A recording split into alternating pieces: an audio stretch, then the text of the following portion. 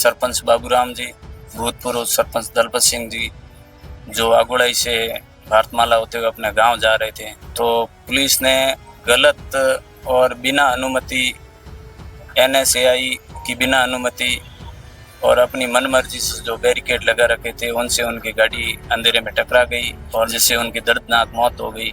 Barricade लगाना वो किस टाइप की अनुमति से लगाया गया, भारत माता के, वो भी नहीं, बैरिकेड पे रिफ्लेक्टर नहीं थे। ये सारी प्रशासन की गलती है। जबकि वास्तविकता देखी जा सकती है कि नेशनल हाईवे पे कोई कैमरा लगा हुआ है, उसमें बैरिकेड जो लगे हुए हैं वो अंधेरे के अंदर है और जो बैरिकेड्स हैं वो लोहे के हैं, उस पर किसी प्रकार के रिफ्लेक्टर भी नहीं लगे हुए हैं। तो नेशनल हाईवे अथॉरिटी के नियम अनुसार इस प्रकार की बैरिकेड लोहे के नहीं होने चाहिए और रिफ्लेक्टर होनी चाहिए। ये इनके मृतक के जो परिजन है उनको 50-50 लाख रुपए की सहायता दी जाए और इनके आश्रितों को संवेदना में नौकरी दी जाए।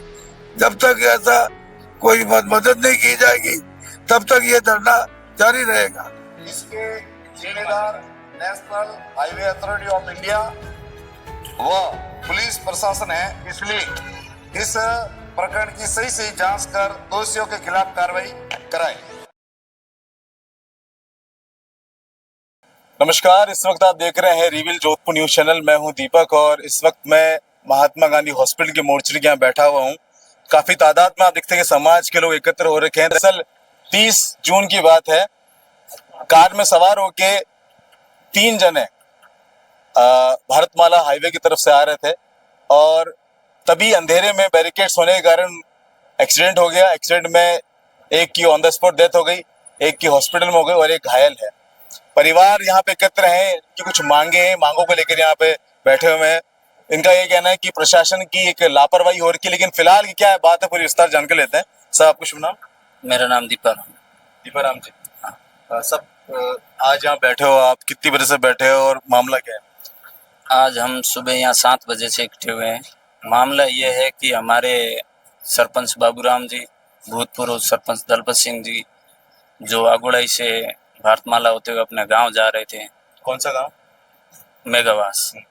तो पुलिस ने गलत और बिना अनुमति NSAI की बिना अनुमति और अपनी मनमर्जी से जो बैरिकेड लगा रखे थे, उनसे उनकी गाड़ी अंधेरे में टकरा गई और न उसके बैरिकेड में रिफ्लेक्टर थे न रेडियम था, जिससे उनकी दर्दनाक मौत हो गई। और हम प्रशासन से और सरकार से ये चाहते हैं कि उनको, जो पुलिस ने जो मामला दबा रखा है वो अनुसंधान का विषय है और उसकी जो हकीकत है वो ऑन घटना का वीडियो रिकॉर्ड है, उसके अनुसार ही उनको न्याय मिलना चाहिए। आपकी मांगे क्या है? हमारी मांगे ये है कि जो पुलिस ने मुकदमे में जो धाराएं दर्ज की है वो बिल्कुल गलत है। जो उन्होंने दोषी ठहराया वो बाबूराम जी को ठहराया, जबकि दोषी पुलिस महकमा खुद है। उसमें उन्होंने अगर वहाँ बैरिकेड लगाए तो किन की अनुमति से लगाए हैं और हटाए हैं तो घटना के तुरंत बाद क्यों हटाएं और किन की अनुमति से हटाएं, वो एक जांच का विषय है और वो हम चाहते हैं कि उनको उचित न्याय मिलना चाहिए। अगर जो दोषी है उनके ऊपर कार्रवाई होनी चाहिए। घटना 30 तारीख है, आज आप बैठे हैं। इससे पहले कहीं गांव में भी धरना हुआ था क्या? गांव में तो धरना एडमिट थे यहाँ और हम भी परिजन इनके साथ ही थे 5 दिन से लगातार। और हमारी मांगे ये है कि इनको सरकार की तरफ से उचित मुआवजा मिलना चाहिए और इनका जो छोटा बच्चा है तो उनको भी अनुकंपा, उनके भाई को सरकारी नौकरी मिलनी चाहिए और जो भी ये पीड़ित परिवार है इनको सरकार से उचित मुआवजा मिले और NSAI और ये पुलिस प्रशासन के विरुद्ध कार्रवाई होनी चाहिए।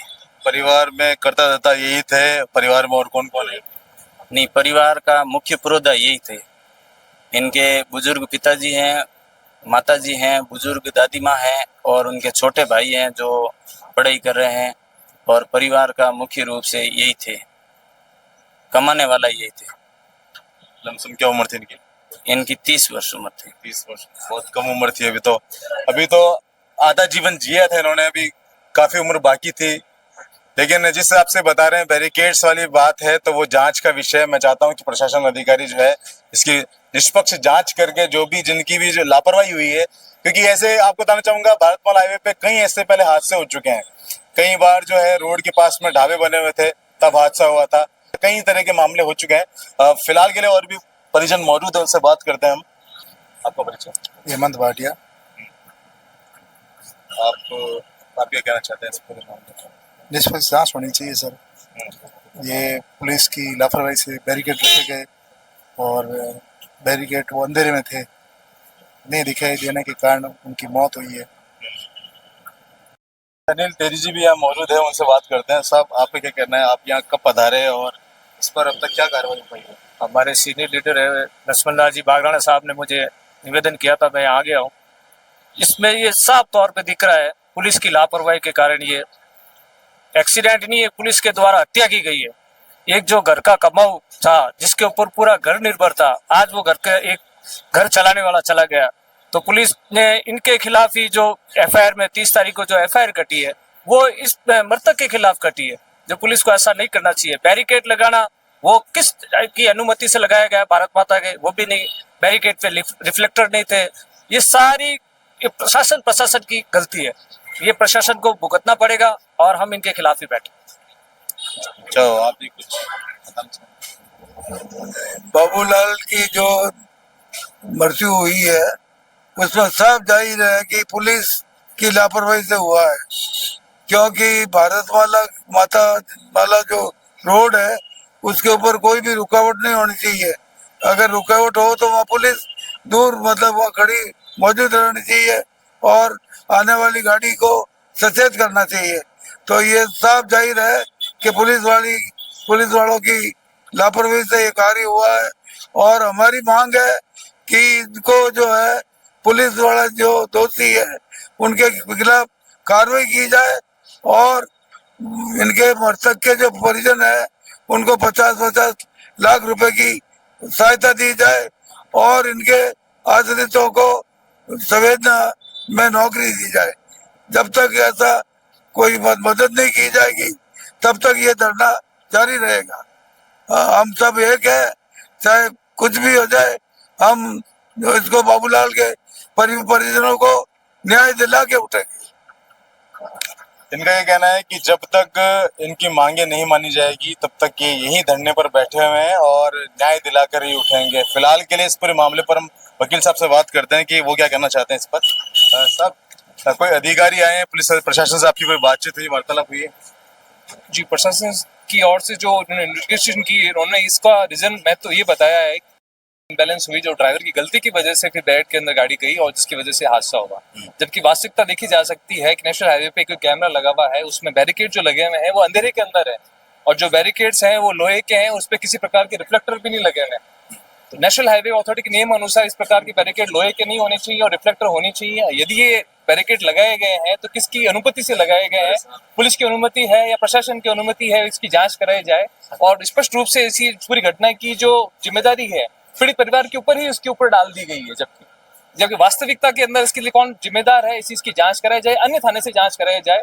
बालासर ये जो जांच है किसी अन्य पुलिस थाना अधिकारी को सौंप के इसकी निष्पक्ष जांच हो, तब इस मुद्दे की सच्चाई जो है वो सामने आए बात। इस मामले को लेकर कमिश्नर कार्यालय या फिर ग्रामीण एसपी को गए आप?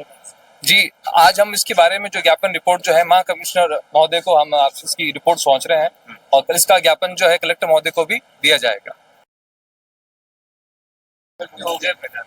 इसके जिम्मेदार national highway authority of India व पुलिस प्रशासन है, इसलिए इस प्रकरण की सही जांच कर दोषियों के खिलाफ कार्रवाई कराए।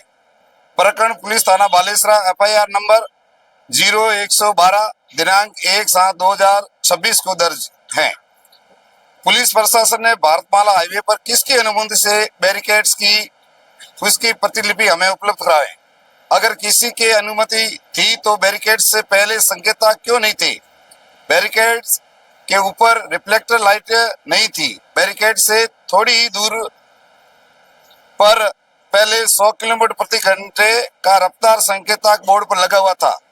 बैरिकेड्स के पास पुलिस कार्मिक खड़े नहीं थे, नहीं वह गाड़ियां रुकवा रहे थे। पुलिस ने बैरिकेड्स की तो क्या national highway authority of India को सूचना थी? बैरिकेड्स 3 लाइन रोड में 2 लाइन बंद कर रखी थी, जो सीसीटीवी फुटेज में साफ साफ दिखाई दे रहा है। इस मामले पुलिस प्रशासन और NHAI के खिलाफ मामला दर्ज करावे। अगर बैरिकेड्स उच्च अधिकारियों के आदेश से की गई थी तो घटना के तुरंत बाद हटाई क्यों गई? पुलिस इस घटना को कोई दूसरा मूर्त रूप दे रही है या गुमराह कर रही है? तो इस घटना की ऑन रिकॉर्ड वीडियो हमारे पास में सेव है। मांग पत्र है। दुर्घटना के जिम्मेदार जिसने बैरिकेड्स करवाई, police plus national highway of authority India के खिलाफ मुकदमा दर्ज करें। उक्त घटना की जांच कमेटी गठित करें। प्रकरण की जांच अन्य थाने के किसी निष्पक्ष उस अधिकारी से करवाई जाए। दोनों मृतकों के परिवार को 50-50 लाख की आर्थिक सहायता राशि प्रदान की जाए। दोनों मृतकों के परिवार के सदस्यों को सरकारी नौकरी देने की घोषणा करें। अवैध तरीके से बैरिकेड कर अवैध वसूली कर रहे कार्मिकों को बर्खास्त करें। मुआवजा प्रशासन, राज्य सरकार व national highway authority of India प्रशासन दोनों से दिलवाया जाए। ये है ये ज्ञापन। कुल मिला के जो बातें सामने आ रही वो ये आ रही है कि परिजनों का कहना है कि अंधेरा था, बैरिकेड्स थे और हाईवे पे बैरिकेड्स थे, इस कारण से जो है टक्कर लगने से जो हादसा हुआ। लेकिन वहीं कुछ प्रशासन अधिकारी जिस हिसाब से परिजन बता रहे हैं कि प्रशासन का कहना यह है कि टायर फटने के कारण जो है एक्सीडेंट हुआ है। हालांकि जांच का विषय है। मैं तो ये कहना चाहता हूं कि प्रशासन अधिकारी जो है इस पर निष्पक्ष कार्रवाई करके जो भी आरोपी हैं, जो जिनकी लापरवाही हुई है, उन पर जो है कार्रवाई करें। और जो परिजन की मांगे हैं कुछ जैसी कि मुआवजे की मांगे हैं, परिवार में जो है इकलौते थे, करता धरता वही थे, उनका अचानक से इस तरह से जाना परिवार पर एक तरह सदमे में है। शोक की लहर है पूरे गांव के अंदर। आप देख सकते हैं पूरे समाज के लोग यहाँ पर, पीछे आपको दिखा सकता हूँ कि यहाँ पे एकत्र हो रखे हैं। तो कहीं ना कहीं एक दुख की घड़ी है इनके लिए। और ऐसे में बस यही कहना चाहते हैं कि निष्पक्ष कार्रवाई हो। बाकी आप लोग क्या लग रहा है कमेंट जरूर करना, इस वीडियो को शेयर करें, अपना प्यार विश्वास बरकरार रखना। मैं हूँ दीपक, रिविल जोधपुर न्यूज चैनल से। धन्यवाद।